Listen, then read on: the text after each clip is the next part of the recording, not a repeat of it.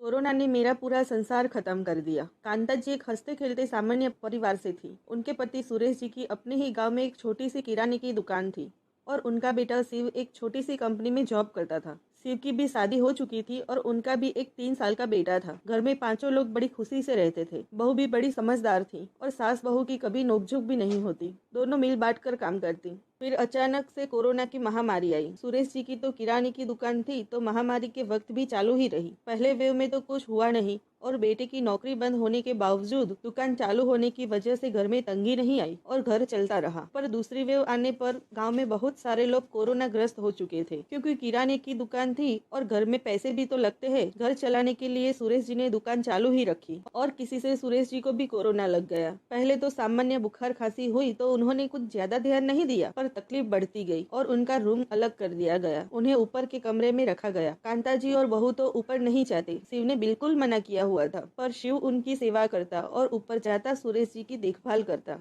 और उनसे शिव को भी कोरोना लग गया। दोनों बाप बेटे कोरोना ग्रस्त हो गए। दोनों की हालत बिगड़ती गई। ना कोई देखने वाला, ना सेवा करने वाला। सास बहू दोनों मिलकर बाप बेटी की सेवा करती। उनके पास उतने पैसे तो नहीं थे कि दोनों को हॉस्पिटल ले जाए, और हॉस्पिटल में जगह भी कहाँ थी। जैसे तैसे करके कई सारी पहचान लगवाकर शिव को सरकारी हॉस्पिटल में भर्ती करवाया और सुरेश जी की घर पर ही ऑक्सीजन सिलेंडर की व्यवस्था कर दी। पर उनके पास उतने भी पैसे नहीं बचे थे कि वो ऑक्सीजन सिलेंडर भी भरवा सके। एक दिन हॉस्पिटल से फोन आया कि शिव की मृत्यु हो चुकी है, और ये खबर सुनकर सुरेश जी के शरीर में बची थोड़ी सी जो जिंदा रहने की उम्मीद थी वो भी दम तोड़ चुकी थी और सुरेश जी ने भी आंखें मींच ली। उस दिन एक घर में एक साथ 2 मौतें हुई। शिव का तो आखिरी दर्शन भी नहीं कर पाई और सुरेश जी का मृत शरीर लेकर दोनों सास बहू अपने भाग को कोसती बैठी रही। ना कोई आस पड़ोस वाला आया उन्हें देखने, ना उनकी फूटी किस्मत पे रोने। ऊपर से सबने अपने घर के दरवाजे बंद कर लिए। गाँव में किसी भले आदमी को इस बात का पता चला तो वो अपना ट्रैक्टर लेकर आया और जैसे तैसे दोनों सास बहू और उस तीसरे इंसान ने मिलकर सुरेश भाई की मृत शरीर को पहले एक बड़े से थैले में लपेटा और ट्रैक्टर में चढ़ाया और नदी किनारे एक खड्डा करके दफना दिया, क्योंकि ना तो कोई लकड़ियां लाने वाला था और ना ही चीता को आग देने वाला। अब दोनों सास बहू अपनी फूटी किस्मत पर रोती 3 साल के बच्चे के साथ बैठी रहती। कोई पूछने भी नहीं आया खाया कि नहीं, जैसे सबकी मानवता खत्म हो चुकी थी। अपने घर का चूल्हा तो जला नहीं सकती थी और न ही उन दोनों में कुछ करने की सूझ थी। दोनों ने ही अपने पति को खोया था। कांता जी तो समझ ही नहीं पाई कि किस पे रो, अपने एक लौते जवान बेटे पे या अपने पति पे। जैसे तैसे करके दोनों ने एक दूसरे को संभालते 1 महीना निकाला और फिर कांता जी ने अपने पति की किराने की दुकान पर बैठना चालू किया। और कौन था जो उनको देखने आता? ना किसी ने खाना पूछा था, ना पति और बेटी की मौत पर रोने आए थे, तो किसकी शर्म? ऐसा सोचते कांता जी ने हिम्मत दिखाई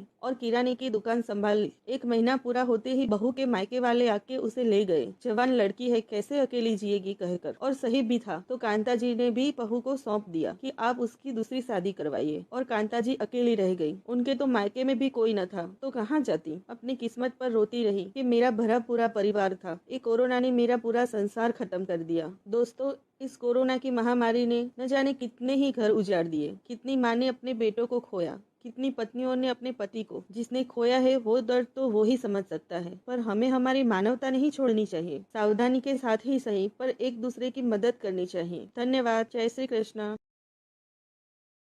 ऐसी ही रोज नई कहानियाँ सुनने के लिए हमारे चैनल को सब्सक्राइब करें और बेल बटन दबाएं, जिससे आपको नोटिफिकेशन मिलती रहे। आशा करते हैं कि आपको हमारी ये वीडियो पसंद आई होगी। ऐसी ही और कहानियाँ सुनने के लिए हमारी चैनल हेती वॉइस को सब्सक्राइब कीजिए। धन्यवाद।